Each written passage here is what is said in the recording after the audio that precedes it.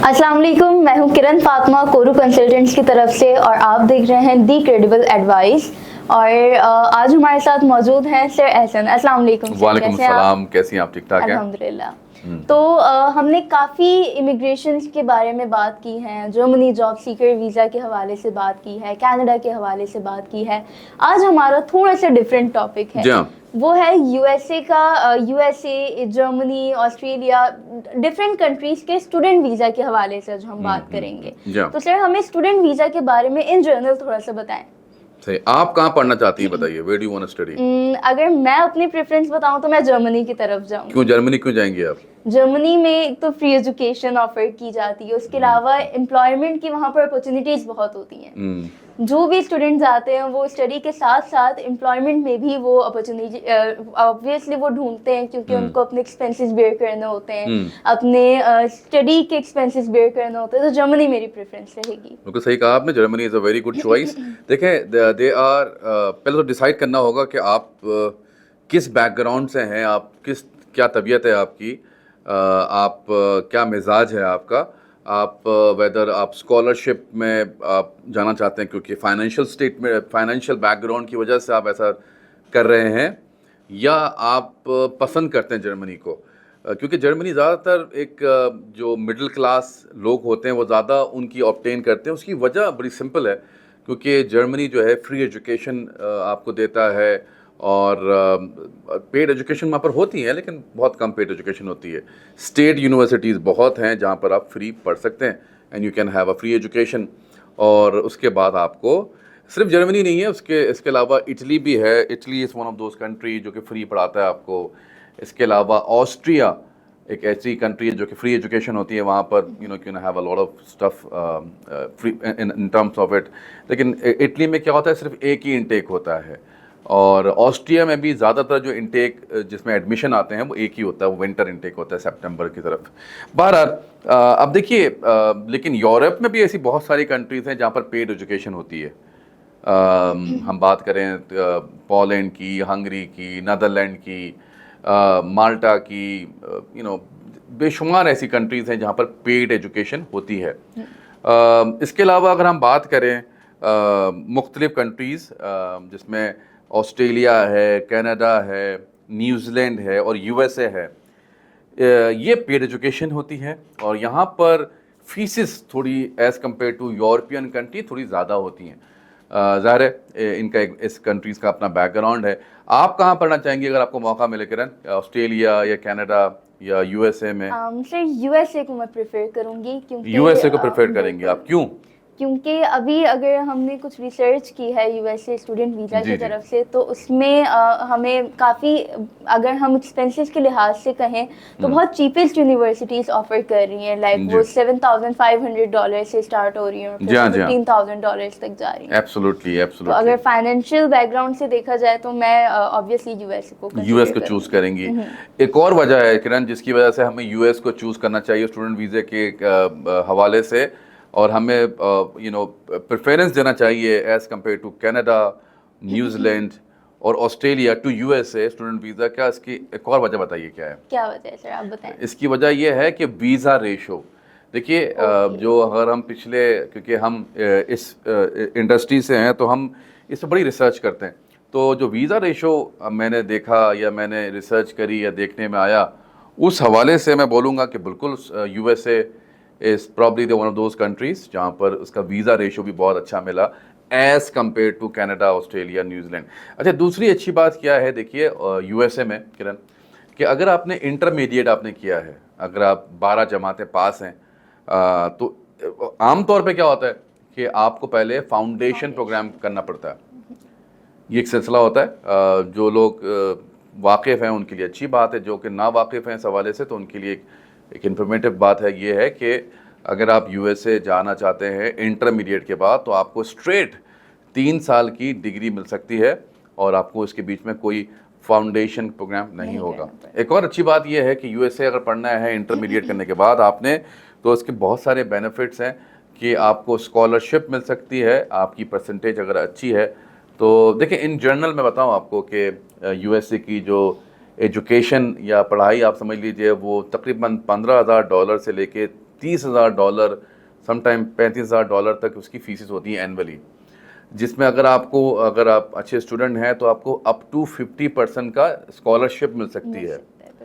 तो ये तो आधे हो गए, तो ये तकरीबन आप समझ लीजिए अराउंड $13,000 या $15,000 आपकी फ़ीस बन जाती है। यानी डबल फीस जो है वो आधी हो गई आपकी फ़ीस। ये सिर्फ यूएसए में आपको एडवांटेज मिल रहा है। और एक और एडवांटेज जो मिल रहा है आपको यूएसए में कि आपको ये $15,000 या $14,000 ये पूरा नहीं देना आपने, ये सिर्फ आपने देना है हाफ, अराउंड $7,000। और वो भी जब आपका वीज़ा लग जाए, after the confirmation of the visa. ये बहुत बड़ी बात मैं आपको कह रहा हूँ कि आपने कब देना है, जब आपका वीज़ा कंफर्मेशन आ जाए, हो जाए, उसके बाद आपने ये फ़ीस देनी है। और बकिया जो फ़ीस है वो आपने देनी है वहाँ जाने के बाद। उसके लिए आप इंस्टॉलमेंट कर सकते हैं, चीज़ें प्लान कर सकते हैं। तो ये स्टफ़ है। हम बात करते हैं, जब ये तो इंटरमीडिएट की हमने बात करी, अब बात करते हैं जिन्होंने बैचलर्स किया हुआ है और वो उनके पास क्या अपॉर्चुनिटीज़ हैं। देखिए, जिन्होंने बैचलर्स किया हुआ है उनके दे can also apply for the scholarship सिर्फ इंटरमीडिएट वालों के लिए नहीं है, उनके लिए भी स्कॉलरशिप है। They can also go for the scholarship. और उनका तो बेनिफिट ये मिलता है कि उनको up to 3 years working visa मिलता है अपनी मास्टर्स डिग्री के बाद। यानी उसके बाद 3 साल, मैं तो कहता हूँ अगर आप टैलेंटेड हैं तो आपके लिए 3 महीने भी बहुत होते हैं नौकरी ढूंढने के लिए। 3 साल तो खैर बहुत होते हैं वर्क परमिट के लिए। और अप टू 3 years आपको वर्क परमिट मिलेगा। उस दौरान आप ज़ाहिर है आपकी एम्प्लॉयर से अंडरस्टैंडिंग डेवलप्ड हो जाती है, and then you can always go for the green card. तो दैट्स अ बिग अपॉर्चुनिटी।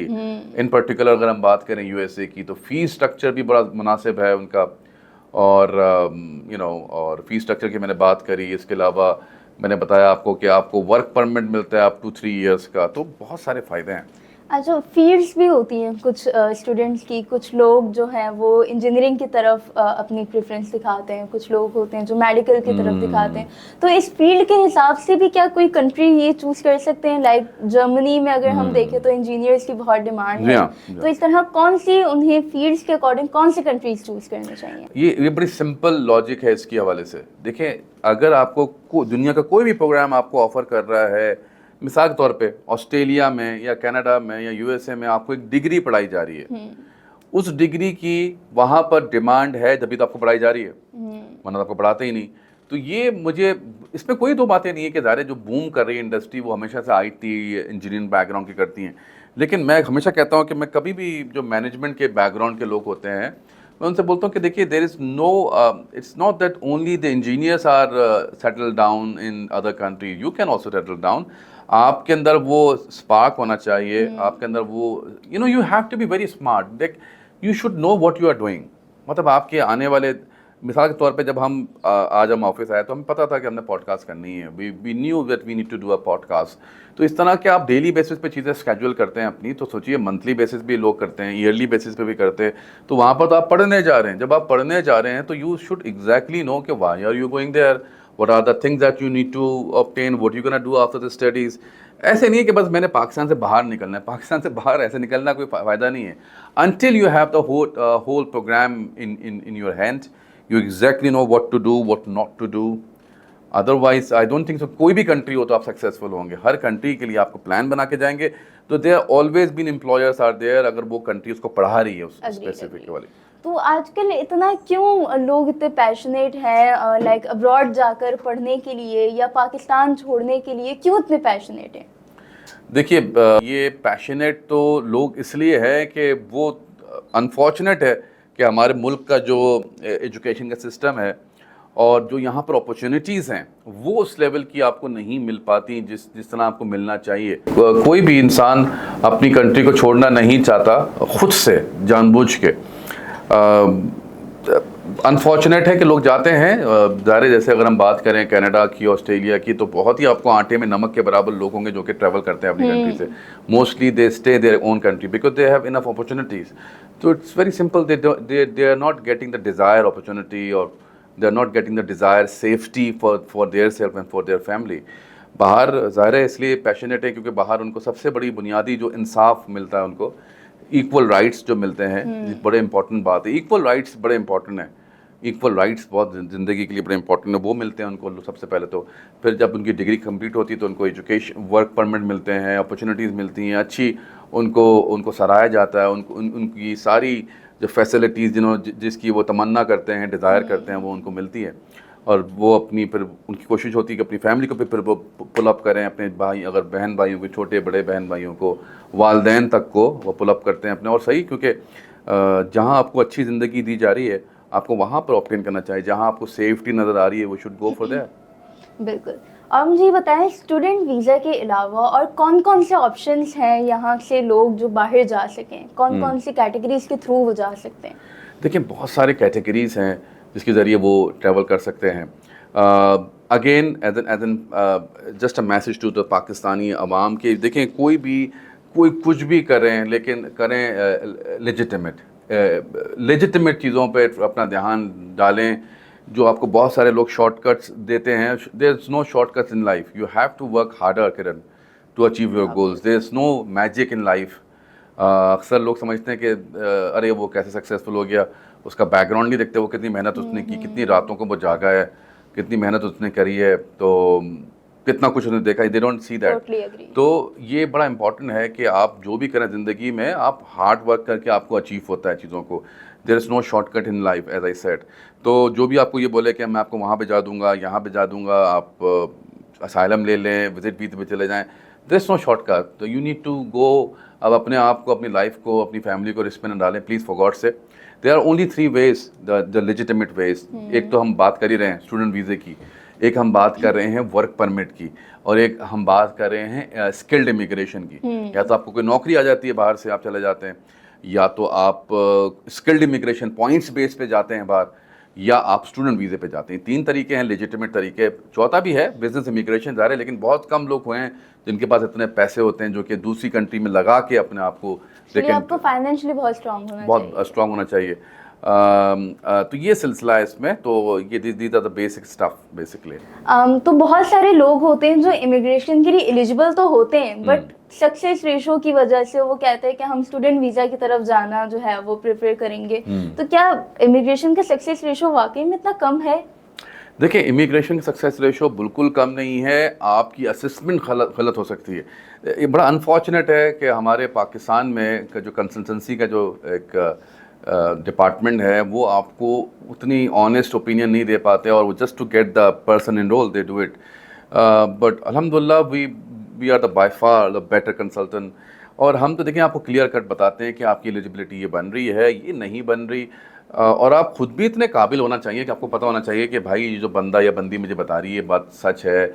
आप उनकी गवर्नमेंट वेबसाइट पे जाएं और ऑनेस्ट रिव्यू करें, उसकी बेसिस पे डिसीजन लें। But you need these days Kiran, you person, मैंने पहले भी चीज़ कवर की थी कि these days you have to very smart. अगर आप वन डायमेंशन नहीं देखें, मेरे कई क्लाइंट्स हैं उन्होंने स्टूडेंट वीज़े पे भी अप्लाई किया हुआ, इमिग्रेशन पे भी अप्लाई किया हुआ, तो one window solution, multiple option की तरफ सोचें। देखें, क्योंकि दुनिया में कोई भी चीज़ 100% नहीं होती, ये चीज़ तो हमें पता है, ये तो समझ में आ गया हमें। बहुत सरप्राइजेस होते हैं, हमें ऐसा लगता है कि यार इसका तो बंदे का केस डिक्लाइन हो ही नहीं सकता, वो हो जाता है केस डिक्लाइन। और कभी कभार हमें लगता है क्लाइंट बहुत पुश करते हैं हमें, हम लेना नहीं चाहते वो केसेस, लेकिन क्लाइंट कहते हैं कि भाई हम आपसे कह रहे हैं भाई we are responsible, take our cases, और समटाइम वो सक्सेसफुल हो जाते हैं। तो that's called faith as well. ये आपकी लक भी होती है, it's not only luck, sometime देखिए नसीब भी होते हैं। तो आप मल्टीपल ऑप्शन की तरफ जाएंगे तो आपको इसमें फ़ायदा ही होगा। तो मैं तो हमेशा मल्टीपल ऑप्शन की तरफ सोचता हूँ, और अपने क्लाइंट को भी ये बताता हूँ कि गो फॉर द मल्टीपल ऑप्शंस। बिल्कुल। तो आज हमने स्टूडेंट वीज़ा के हवाले से काफ़ी बात करी। आज हमने काफ़ी बात करी है। आज हमने स्टूडेंट वीज़ा भी कवर किया, आज हमने working the ways that you can travel to immigration to other countries, वो हमने कवर किया। हमने खासी चीज़ें कवर करी हैं। एंड आई होप ये जो लोग हैं उनको हमारी पॉडकास्ट पसंद आई होगी, और जो भी हमसे कांटेक्ट करना चाहते हैं, चाहे स्टूडेंट वीज़े के हवाले से, चाहे इमिग्रेशन के हवाले से, चाहे बिजनेस इमिग्रेशन के हवाले से, तो नीचे किरण का नंबर है, आप उनसे कांटेक्ट करें and she will guide you further. और एनीथिंग एल्स मैसेज आप देना चाहती हैं किरण अपने ऑडियंस को? बस मैं यही मैसेज देना चाहूँगी कि आप किसी भी कैटेगरी के लिए अप्लाई करते हैं तो अपने लिए एक रिलायबल कंसल्टेंट ढूंढें। उसके अलावा वो कंसल्टेंट्स जो है वो आपको गवर्नमेंट लिंक जब शेयर करते हो तो आप खुद से भी उस पर रिसर्च करें। सिर्फ कंसल्टेंट की बातों पर ना यकीन करें, खुद से भी रिसर्च करें और जो कैटेगरी आपको सुटेबल लगे फिर उस पर फर्दर प्रोसीड करें। जी हाँ, बिल्कुल बिल्कुल। तो आई होप आपको ये पॉडकास्ट पसंद आई होगी, स्पेशली ये स्टूडेंट्स के लिए थी। स्टूडेंट्स की काफ़ी क्यूरियस इससे क्लियर हो गई होंगी और नेक्स्ट टाइम नेक्स्ट टॉपिक के साथ हाजिर होंगे। तब तक के लिए अपना ख्याल रखिएगा। अल्लाह हाफिज़। अल्लाह हाफिज़।